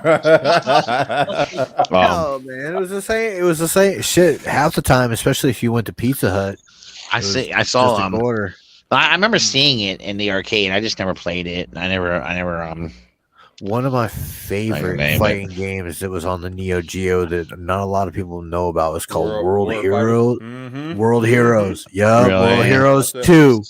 That shit was fucking Halmaru was the fucking blue dude. He boomerang itself through there. Yeah. Store Collectible made figures for those. Yep. Oh, no shit. That's badass, dude. That's so cool. Dude, Street Fighter revolutionized that fighting game stuff, and everything just kind of piggybacked off of that, dude. Yeah. There was a game that I was really into. I still to this day haven't really met anybody who remembers it. Battle Arena Toshinden. I don't know if any of you even heard of it. Oh god. Yeah, I had a Game Boy version. They had a Game Boy version back in the day. I used to be into that game, and I couldn't find anybody that was into it. Nobody. It looked like the main, I guess, hero character resembled Ryu a lot, but he had a sword. And that was my dude, man. That was my dude, and I just never found nobody that was into it. Yeah, so it wasn't very popular. No, I had to let that die. King of Fighters. That's another one that was good. Yeah. I do remember that one. They coming out with another one. King of Fighters. There are. Forget what version it is, but they got a demo out for it now on PlayStation. The game cool comes out shit. this year. Dude, this like you said, this must be the year of fighting games, man. We're gonna have an extra group. That's cool though, because I mean, it's definitely a genre of video game that it's enjoyable. I like playing them. I think it's like undisputable that those are the big three franchises too, like Mortal Kombat, Tekken, and Street Fighter, all dropping in the same year, all within the next few months. Yep, I agree. Nuts. 1000%. I mean, this year is a crazy year for games. I mean, we've already had Hogwarts and all that shit. Now we get Spider-Man this year. Diablo. Yeah, Diablo gonna be out. I'm coming out. We had when Ragnarok that dropped the end of last year, right? Yeah. Yeah, that's right. Great game. Yeah. Wow, I had a chance to try it. It's pretty fun. Amazing. Yeah. He's up in here. He says, "Fuck PlayStation." How's y'all exclusive looking over there on the box? Oh, okay then. But and then the other one's funny. The other one, man, like it's crazy that they're coming out both in the same year. Is Diablo and fucking Armored Core. Because that was like a formative game for me gaming on the PlayStation. Like, yeah, man. A fucking mech game. You could build your own shit. It's fucking awesome. Yeah, I remember Armored Core. You talking junk again? Oh, okay. Of course he is. I'm talking shit again. I got an Xbox too, and that thing collects dust most of the time. I forget where. Oh, dude, we had that article all the way back like a couple weeks ago about how like Xbox was like, yeah, we lost this generation. Yes. Oh yeah, they're done. So I had my own theory as somebody who's a former employee at Microsoft, especially in their gaming division. Their issue to me wasn't necessarily that they didn't market towards this generation. Their issue was when they tried to do that. Remember the digital rights media fiasco that everybody was dealing with? So when the Xbox One first came out, and if anybody knows this generation, they hate restrictions, right? They hate being told what to do. Yeah. Don't impede on my rights. Like, this is very big for this generation. So what Microsoft did was they were trying to help protect the creators and keep the value of their software with them. So they were going to limit the amount of resaleable games that would go to like a GameStop and this, that, and the other by encoding on those systems. Once you install that software, you couldn't transfer it to another Xbox. You couldn't sell it back to GameStop because it would lock it out, so that they can keep the money for their software, because they were hating what GameStop was doing to the software business, because that's where they make their money. The hardwares cost them way too much money to make money. They lose money every time they sell the hardware in the initial run. So the PlayStation 5, when it dropped, they would lose like $150 almost. The Xbox, when it dropped, it was losing like $75 to $80 or whatever. And the Switch is the same thing. So they make that up with the software. That's why software costs 3 to 4 times what it takes to make, because you can then just duplicate a disc, right? You just duplicating disc. You got the software, you built the technology, and now you're just duplicating disc, and that's where they make money. So I think that's what was the decline of Microsoft in this generation, because PlayStation, sure enough, came out and said, nope, we'll never do that. And it gravitated. Now, they also lost out with their exclusive, losing certain studios from under their belts. Yeah. Helped them lose that race as well. So when you look at exclusives... What's up, Ricky? PlayStation has been ahead of the curve in a lot. And Microsoft tried to lean more towards the independents, and that hurt them. Yeah. Like... the crazy thing is if you're honest about things, Microsoft has a better front end on the Xbox than the PlayStation. Like the interface on the Xbox is a much cleaner and familiar, familiar and more user friendly interface than PlayStation. Yep. They're fucking because on. Everybody They're uses fucking Windows. yeah, and they're fucking on. Their online platform is far superior to PlayStation's. Yes, always has been. And you would think with those advantages, they would have fucking, fucking cleaned up this fucking shit. Yeah, but your infrastructure is only good as your software that you roll out, right? What you can market to the people. Like I'm not playing a gamer, and speaking for me specifically, but I think I can speak for a lot of other gamers when I say this. Is a gamer only cares so much about the interface getting from point A to point B.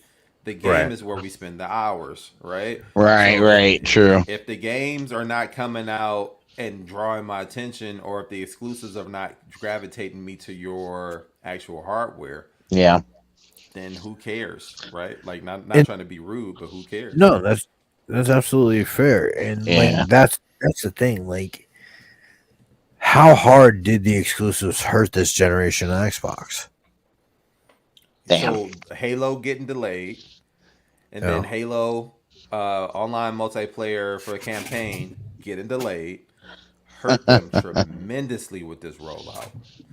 Tremendously. Forza was great, but that's only a niche group of fans, right? So Forza has always been great to me. Horizon, amazing. I like open world driving, but I'm in a minority there. I get that. I don't even know what is exclusive to Xbox. Just those like Forza and Halo, and shoot, I can't even give you the other exclusives outside of that. And like here's the thing, man. Fucking God of War is pretty. God of War is a pretty fucking game, baby. Amazing. I mean, it's funny. All the God of Wars have always. What's up, Dave? I love you. They've always looked good. Happy birthday, David. But the newer ones just look much better because of the fucking. There you go. The systems. The system is each time it's just gotten better and better. And they're agreed. They've gotten to where the backgrounds are magnificent, the brightness, the colors, everything pops, and I Ragnarok blew my fucking mind. I'm not kidding you. I didn't think they could make it and they can make a God of War game better than the previous one, and they fucking did. And you know what helped God of War with its visuals is that the gameplay and the cutscenes were this close. Like they were almost like you couldn't even tell which was which. That's true. It's, yeah. I know in the older ones. I mean, the older ones. Not. I mean, and this was because of the limitations of the systems too, I believe. But the older ones, you could definitely tell the cutscene from gameplay. But these these newest two, really hard, really tough to see. Because it all looks alike now, and it's pretty magnificent. I mean, it's some of the best work I've seen as far as just building the background and every time you're going into a new, as you're moving, everything moves well. There's no, it's just everything's magnificent. The ray tracing has been crazy on that, like the depth of field and all that. It's been nuts. Man. Yeah. I appreciate that. I know my son's into that Destiny game. That's what he plays a lot of. And that's cross-platform. Yeah, and I've tried it. I play Destiny a little bit, not as much as he does. I mean, he's my character has got a little hardly nothing compared to what he's got. So it's like, but it's and I think that is cross-platform, right? That is Destiny is, but I don't know. Playing games like that though, that game blows my mind too. Yeah. I'm amazed at how crisp everything is. It looks so good. But the other one that's an exclusive for the PlayStation is Spider-Man, and that is fucking huge. And that's coming this year too. And yes, sir. Wow. Even the fucking Miles Morales edition was huge. Yep. Yes. And when you're coming on the heels of all these blockbuster movies, it shoots you to the moon, bro. It just shoots you to the moon. Tony Todd is Venom in this one. Oh man, that's cool. That's really cool. I love Tony Todd. Man. Yeah. You're right about the Spider-Man games, by the way. They're both just I mean, visually stunning. It's the only way I can put it. And then you can you can play that game and just swing around the city and fuck around doing that and have a good time for hours doing that. Not even doing a mission or nothing. Just fucking go and just doing all kinds of crazy shit and having a good time. You know, I mean, that's how enjoyable it is. Just because of what your visuals on the game are so good, and the way Spider-Man moves, they really. I don't think they can do any better. To see this, and I can't wait to play as fucking Venom. Well, in the new Spider-Man game, are you gonna have? Is it gonna be Miles Morales and Peter Parker, or is it just gonna be? Yeah, it's both of them. Both of them, that's and cool. After you beat the game, you get to play as Eddie, right? Or is Eddie available at launch? I'm not sure. It might be like a DLC that allow you to do it right off the back, but I do know he's a playable character after the story's over. Yeah, that's pretty cool. God damn, that's badass. I like I like that. To have them both as playable characters would be really cool. Both Spider-Mans would be fun. Yeah, to buckle with there. Not bad, and I can imagine playing as Venom. I wonder what kind of crazy shit you can do. Yep, man. Now, this also brings up, just like because we were talking about Spider-Man, right? Kamala Khan was a character that was introduced a few years ago. Yep. She was one of the first Muslim superheroes that, besides like Sabra and stuff like that, and Dust, excuse me, that Marvel had. And she's going to be featured in the Marvels movie coming out right now. Her title was canceled. And she's been a background character in Spider-Man for the last 2 years, and now they're killing her in the next issue coming out. It's weird to me. I'm wondering what the hell is the issue with that. I wonder what's the reasoning behind it. I'm trying to think of that. I think they'll kill her off to bring her back. I mean, or to that's help true. drum up information for, new stuff for this new movie that's coming out. I mean, no one ever really dies. She just had that series on fucking Disney too. Damn. That is wild. That Miss Marvel series, a lot of people like that. Yeah, I loved it. It's interesting. It's darn good, man. I need to give it a try. I was prejudiced. I was like, fuck that shit.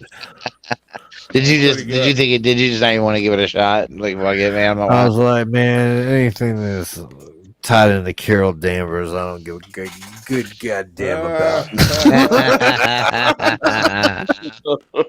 Oh man, I hear you.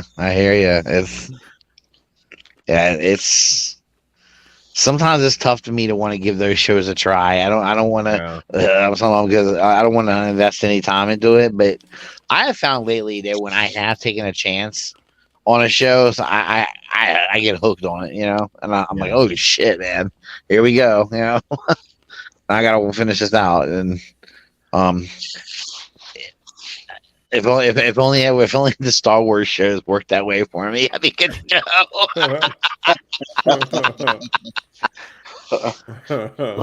We were talking about that last. We were talking about that last week. And, oh my god!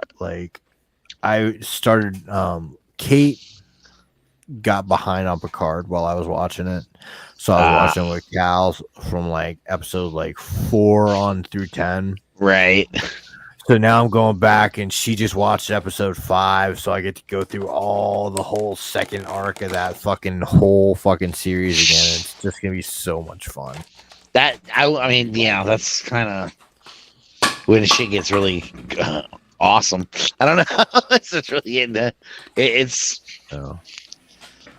But like, I do have to be fair. I have not watched Andor, and I've heard that it's fucking amazing. Loved it. I liked it. I don't know that. I don't know how to say this. I don't think everybody. It's a kind of show that I don't know that everybody would enjoy. Mm-hmm. But everybody that I know that have seen it loved it. So I'm like, okay, wow, maybe I'm wrong. It just didn't look like it would be something that the fringe Star Wars fan would be able to enjoy, maybe. Because he's not a really well-known Star Wars character, I mean, he's not Han Solo. He's much cooler than Han Solo to me, but whatever. That's just my opinion. I like him a lot, though. He's one of the characters that I got really hooked on in Rogue One because I liked him that much. And yeah, the end of Rogue One pissed me off for that reason. Yeah, so I was like, motherfuckers. But now we come to the years of hate, the root of it all. Russ had a man crush on Diego Luna. I absolutely did. What a good looking cat he is too. I'll tell you what. But I definitely I it might be one of the reasons I really enjoyed the show though too, because I liked that character so much, and this show gave me like not only another dose of him, but kind of seeing a good tale of where he comes from. Anyway, with the flashbacks and stuff, you're gonna learn a lot about him. Yeah. And it's pretty cool. I just enjoyed it for that reason. I think so. Yeah, he's a and again that's just, but that's a show that I was like, until Anna didn't watch it, hasn't watched it yet, and I said, we should start watching that. And she said, I don't know, it's because she goes, why do you think I'll like? I said, well, you liked Rogue One, you'll like him, you'll like this show. I think this character is really cool. And she's like, so hopefully she'll give a non Luke Skywalker fucking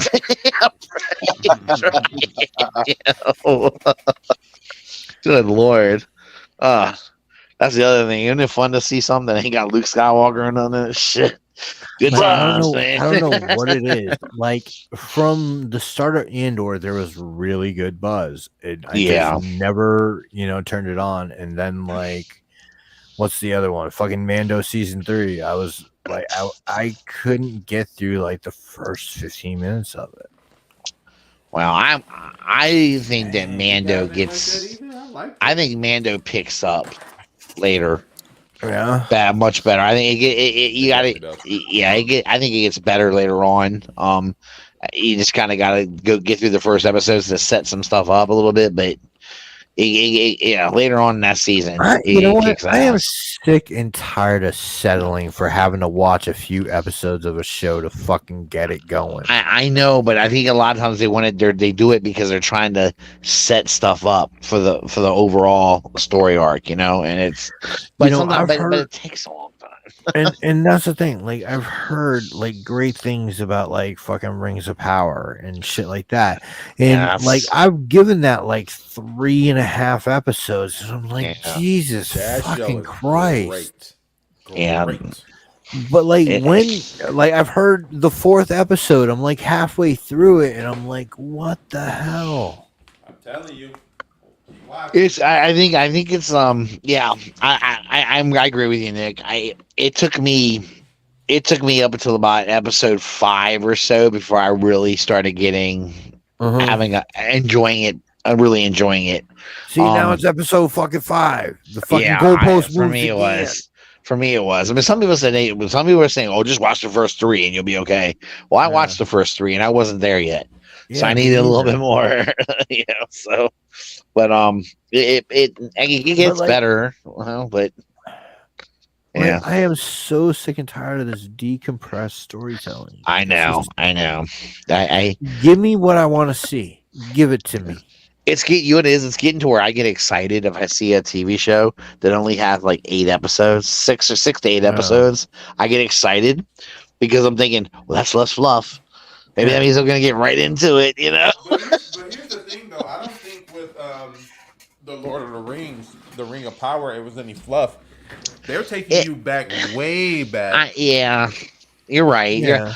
So it was, it was set up. Those first 3 episodes, at least that I've gone through, man, they're a real slog to get through. Yeah, but Nick, you got to think about it. You're thinking of this from a standpoint of a person who already knows what the story is. That's true. No, they have to also appeal to the newbies, and right? The people who's watching this with us who don't know the story. So that's a good point. Get them going and get them involved, and then it takes off. That show's really, really good. Yeah, you're right about that. I think that's a lot of these shows why a lot of us who don't need the couple of 1 or 2 episodes to get things set in motion. We don't really need that, but they're going to do that for people that don't know. Yeah, I mean, think about it from this standpoint. How many times have you been sitting in a classroom and you know this material already? You're like, why are we going over this again? But it's new people who haven't heard it, or half the class was at the assembly, and it's like, well, why do I got to be penalized because they weren't here, right? Like, it's the same thing. I would raise my hand and tell the teacher all the time, sex ed, you can fast forward, dude. I know what a penis is, and I know what a vagina is. We're good to go. It's good. Just go on, but I love your little anecdote there, you fuck. But at the same time that Rings of Power was coming out, House of the Dragon was coming out. Agreed. Yeah. I agree. And House of the fucking Dragon grabbed me by the balls by the first fucking episode and did not let go. But did the first episode of not Lord of the Rings, House of Dragon? Not House of Dragon. What's the thing? Game of Thrones. Did the first episode of Game of Thrones grab you by the ball? Yeah, it did for me. Oh, yeah. It did for me. The arrival when Robert shows up at Winterfell, I thought that's one of the coolest things ever to see the king. I felt like it was still building up. They was explaining things like I didn't know why this king was even here. And oh man, dude, like, the end of episode 1 is fucking Bran finding Jaime and Cersei. Fucking. That's the end, though. Yeah. I'm talking about when it started. Oh yeah, I know when it started. I mean, well, when it first started, the first scene is when they're north of the White wall. Walkers. The White Walkers, yeah, and that's kind of freaky. And then that guy, that kid runs. He's the only survivor, and he runs away. Yeah, that's right. I remember that. And then Ned gets. They come to Ned and say they caught a guy. That's why I remembered it. Yeah, right. Okay. And you're right. Yeah, and remember the scene where they're trying to teach Bran how to shoot the bow. Yep. And Arya shows him up. Uh-huh. Yeah, that's. I mean, so I think what they're trying to do is they're trying to lay out life for that how life is up there. Give you a show of what their daily stuff is, that kind of thing, and then shit kicks in. You go, I gotta go kill somebody. Yeah, it just feels like so much foundation, and then like the payoff is never enough. I mean, yeah, I can assume what you're saying. I mean, for me, I don't experience that. Usually, the payoff is enough, but I can see where you would say that. Some people feel that way. I mean, they don't want to waste 1 or 2 episodes, or even 3 episodes for sure, on explaining shit just to get like another 4 or 5 episodes of the good stuff. It's like just and I understand that. I mean, it's but all shows are going to do that because he's right about like we're just saying you gotta.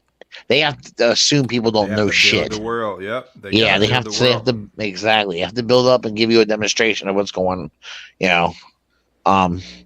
It's like the crawls in the Star Wars movies, the beginning of the yeah, right. That's the whole explanation right there. And then that whole thing became iconic. Right, it did. Yeah. Everything. Would it be cool? You know what, Nick? Maybe they should start doing that for TV, the show, the Star Wars shows. Fuck yeah. Just do a crawl at the Catch me beginning up. of that. Yeah. And do a crawl at the beginning of episode 1 and then say, all right, fuck it. That's explanation. Get on with it. Let's do it. Why not, man? Fuck it, yeah. Book of Boba would have been so much better had they done some shit like that. Dude, let me tell you, they could have skipped a lot of Book of Boba Fett for me. I'd have been okay. How about 99% of it? Just give me the 1% the Mando was in it. You know what? I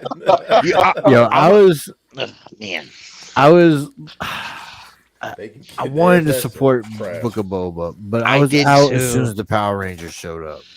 Oh, those stupid! Yeah. I know. I have to admit, they didn't bother me nearly as much as Boba Fett did. I just couldn't stand him constantly being in the fucking back tank. All the me time. Crazy. I'm like, bro, if you don't get out this dang on thing, you ain't healed yet. I was like, dude, I don't know. I kept looking around. I'm like, is he playing with himself in there? What's he doing? He was gangster than Mud in Mandalorian. He was the total opposite in his own show. It's like, man, come on, y'all tripping, man. I agree with you. I had a hard time with him as a character overall, and and then all the constant flashbacks were just driving me crazy. I'm like, you know what? You should have just done one flashback with his adventures with the Sand People. That's all I needed to know. I didn't need to know the rest of it. Too much, man. Stop humanizing characters that you shouldn't humanize. Yeah. Well, I get anytime it. They do it, him and make more money off of him and this, that, and the other. But you could have done him as a gangster and it'd been fine. Anytime they try to do it just doesn't hit. It's like we never even explored outside of Clone Wars and Rebels. You never explored him running a crew. Like you seen him as assassin in the movies, right, but not as an assassin running his own crew. He could have easily taken him out if he was with his crew in Jedi. Like he could have. Come on, man, give us that. Give us Tales of the Bounty Hunter. Yeah, I mean, he was the cool thing about him was Boba Fett always was the mystique about him anyway. Yeah, and then they went and ruined even that for us, because gave him Lucas, but they gave him a fucking conscience, and all of a sudden made him want to be a good guy.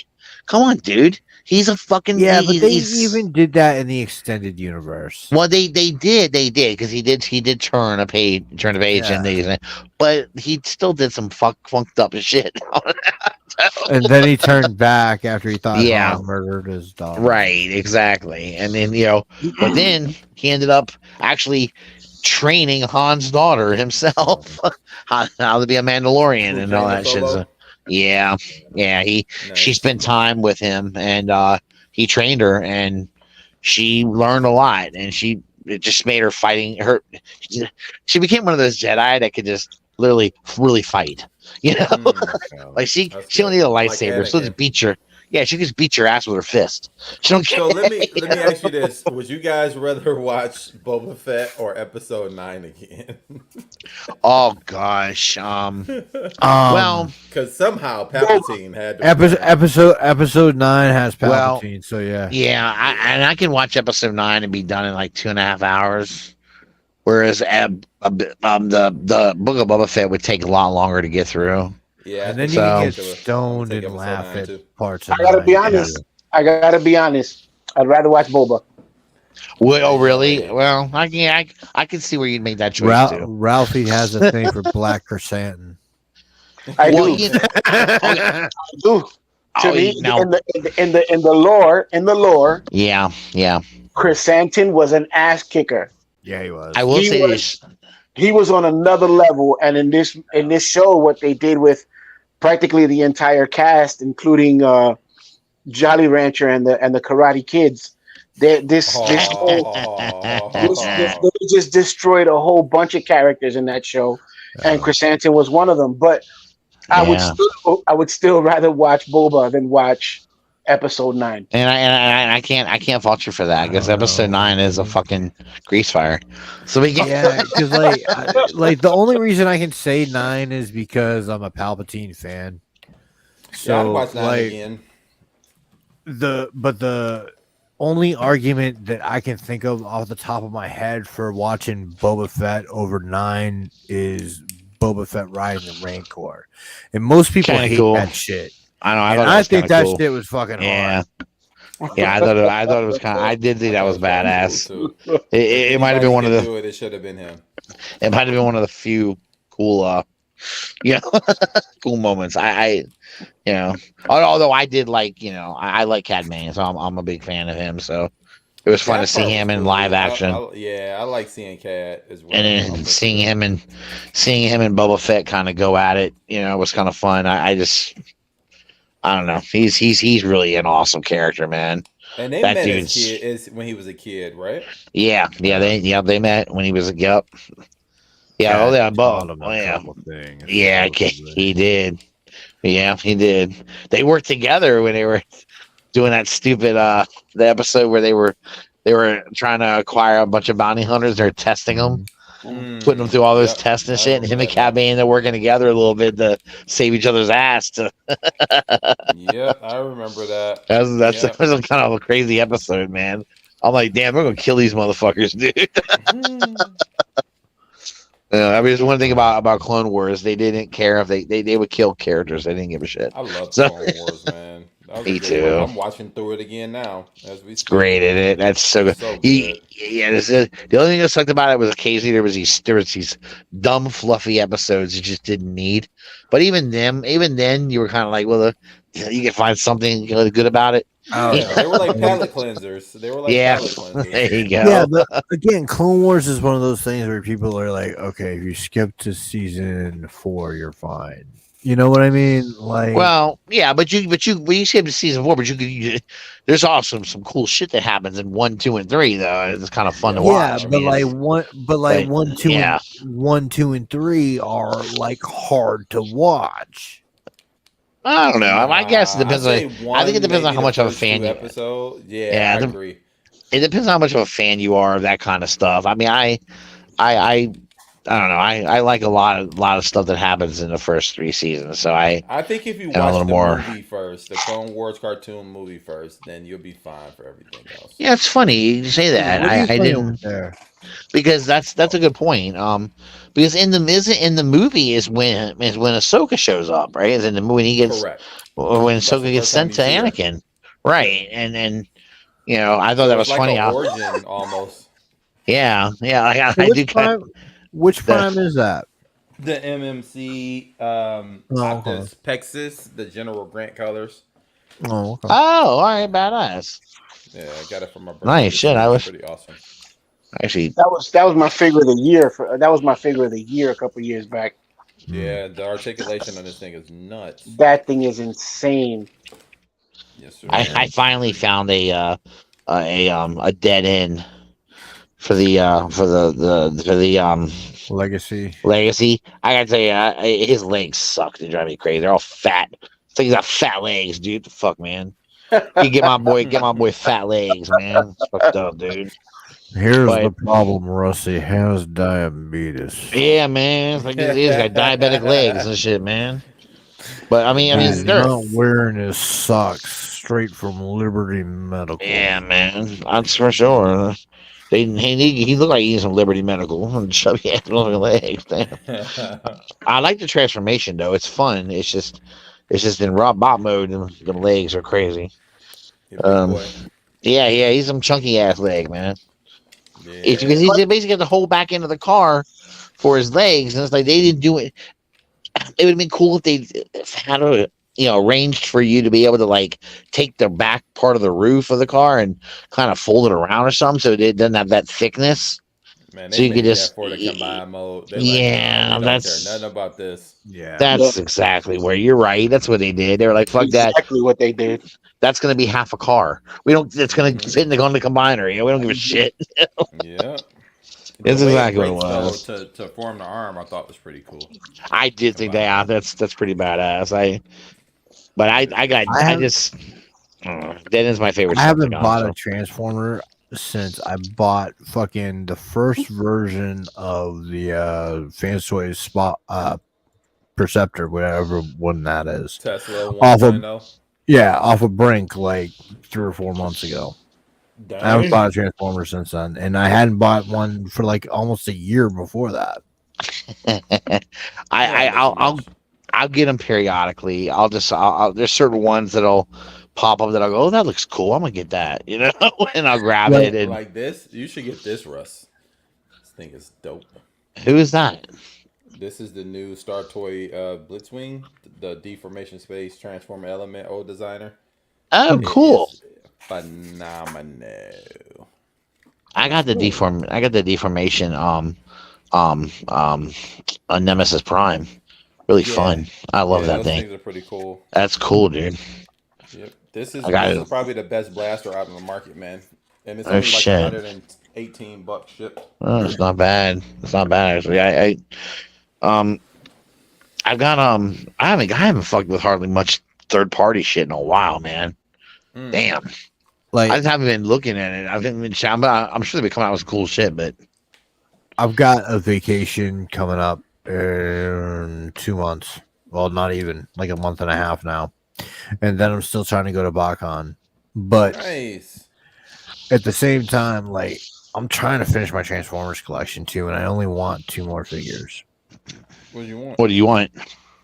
I want the fucking Make Toys Devil Stinger, the black Pandanus, their Scorpionox shit, the black one. I want that, and I need to get a fucking Fans Toys Jive before they sell out. That Jive is phenomenal, bro. Like the transformation is not that fun, but as a figure overall, it's really. It's a Fans Toys figure. Yeah, true. Yeah, you know the I've never had fun transforming a Fans Toys figure. If you want, listen. If you want it to be that good, you gotta count on at least an hour of transformation time. And if you like Transformers fans. If it's your first time, and I remember the first time I got Coop, man, that was about 3.5 hours, man, of just sitting there. That was boy. Let me tell you. That's awesome. But if you like Transformers Fans Toys figures, I want to know your safe word. Right. Pineapples. It's like, do you like wearing black leather and do you enjoy balls in your mouth? I mean, some of them are not that bad, but like their mini bots have been pretty good. Except for Clip Jumper. That one was not that great. It's like you walk into the dungeon and there's like different sections. Okay, so you're into Fans Toys. The only have you ever heard of Bad Cube? True. Boy, you're not True. wrong. That's not right. You're not wrong. Not at all. Oh God. That's a good one. That's a good one. Nick from 3. That was good. So is the. Well, I haven't even got this chance to check out their fucking Clip Jumper yet.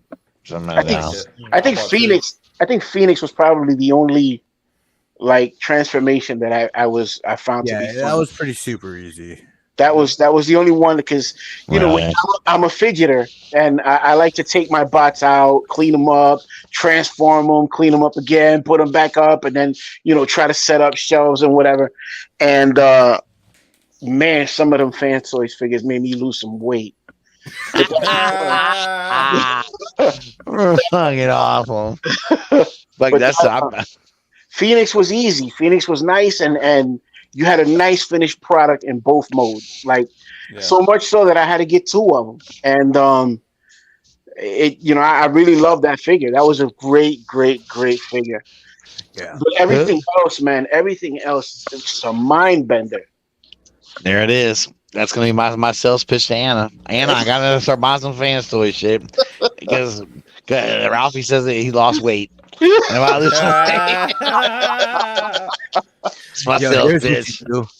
They say that doing a puzzle a day will fucking stave off Alzheimer's, Anna. Here you go, Russ. So transforming a fans to is that it? Is that That's a it? That's a super. cliff jumper, bro. That's a Is super it? job they did on that, man. Wow. That thing is No, no. Wait, now which cliff? freaking Is that Fans amazing. Toys Cliff Jumper? This is Yeah, Fans Toys. that's the fan story. Clean. It looks like it's deformed a Yep. little bit. That thing is It is. superb. So Is it? it's the That's G1 really penny racer. cool. That's fucking awesome that they were able to do that. Yes. Yep. Holy They did a shit! good job. Huh. They killed it. They killed Incredible. it. It's the penny racer, man. Damn. They did a really good job. They Yeah. killed it. They did Because it. I every might need three more every Transformers. every cliff jumper I see, they do it as like a regular Porsche, you know, like Yep. and not squished up enough, or and then I saw one that had one had a fake chest, okay, to make the Tesla. chest look smaller, I mean, right, not right, Tesla, the one from Yeah. X Transbots. right. That's and then another one that day I saw done had just used the roof of the car as a chest, but it just looked too big. It looked like That's this chunky. Yeah, is that That's one? the He's- MMC. Yep. The MMC did that. Hmm. This is Oh, all the man. chest. This is a regular chest. No shit. Well, maybe they had to do it in order to get the deformed because Yeah, I feel 'cause like you this one gotta. was a little smaller. I feel like you gotta sacrifice a little bit to get that. I mean, that's why I think it might be what it is. And I So X Transbots also had the faux chest, and then Fans Toys did the same thing, but Okay. they did a better backpack to me than X Transbots because is X it? Transbots backpack was nasty. Yeah, it's just too much back there. Just too yeah, and it just didn't set right either. It didn't set right. Right. We were that was the fans toy, man. Shit, I mean, it's fans toys. Their engineering is sick. It's always been one thing they always do well, I think. You know, but Agreed. you know, it's just like Robbie said, you lose weight trying to transform them all. That is so gonna be my pitch. Yeah, baby, I need to transform these. Great. Yeah. You Oh, wanna the know what road. to buy me? You buy that. You buy me You want to this. know? I want to tell you something about that Road King. Jason had it, and I was checking it out with Jason's house, and I was shocked because I didn't know that everything folded the way it did, It does. and it comes out so clean looking. Yep. It's almost hard to. I told myself I can't believe all of that fit here. It's fit in all of that fit in it. I couldn't believe it, and the way because the way it folds, it folds so nice, and it doesn't even look super thick or nothing like With a like it's minimal like backpack. yeah. He doesn't look like he's got a giant box on his back. I mean, I'm like, wow, the fuck. I was shocked, man. I was shocked watching that thing. I couldn't believe it. It blew my mind. I just is, you know, and I'm the Jason's like, see. I'm like, dude, you ain't gonna be selling fans toys to me. I know. I'm in a fans toys defender forever. I said, but let's be honest, this is just them fucking flexing. That's what this is. This is fans toys doing They were we're look at us, bitch. You know? Like, damn, dude, are you kidding me? Holy shit. Because it looked good too. It cleaned up nice.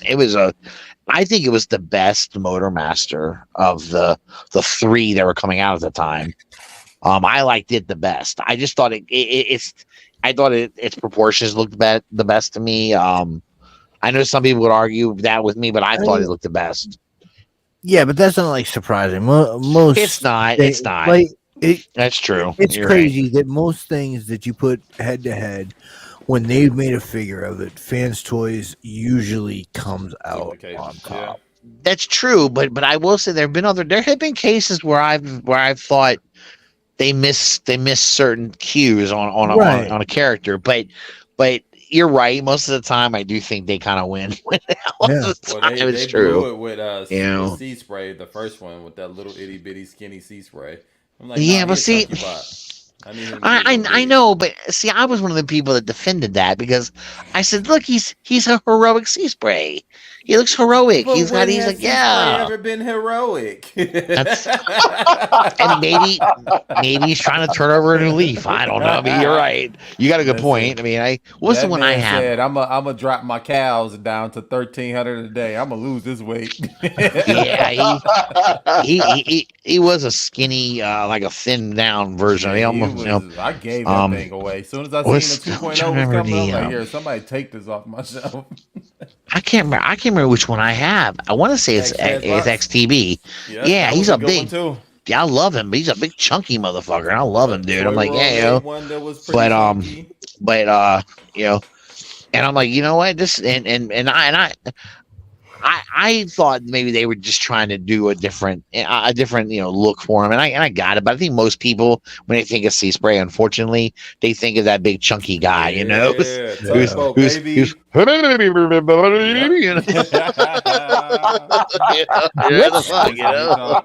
Scorpionock is that in back of you, Ralphie? That's funny, dude.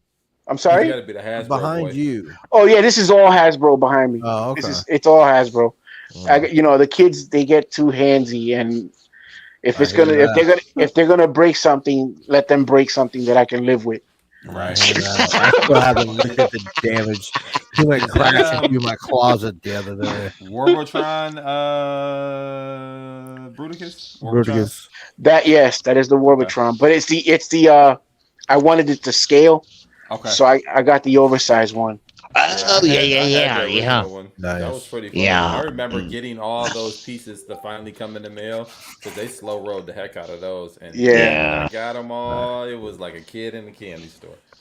I really like this aesthetic. I always liked Bruticus, but just the cartoon version was just so far off from the toy that I was like, you know what? If I'm gonna get a Bruticus. The Zeta Toys wasn't even out yet, so I was like, I'm gonna just get a Bruticus that just looks like something I would think it would look like and be more modern. Right. Yeah. So I went with that one, and I saw the oversized. I saw the oversized. I was like, you know what? He's gonna scale better. Let me just. I went and got him. So it looks like Nick, the Lakers lost to Denver. It's a wrap. It's a wrap. There's no way the Lakers are coming back from being down 3-0. Whoa.